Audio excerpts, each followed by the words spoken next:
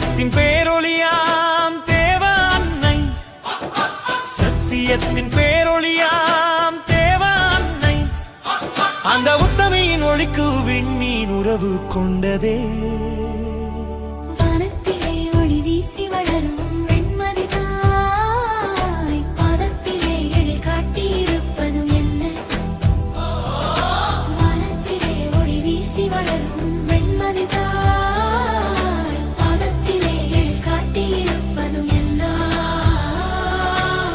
ஞானத்தை படைத்த தேவன் தாயல்லவா, தாழ்பணிந்த வெண்மதியின் நிலையை சொல்லவா? தாயல்லவா, தாழ்பணிந்த வெண்மதியின் நிலையை சொல்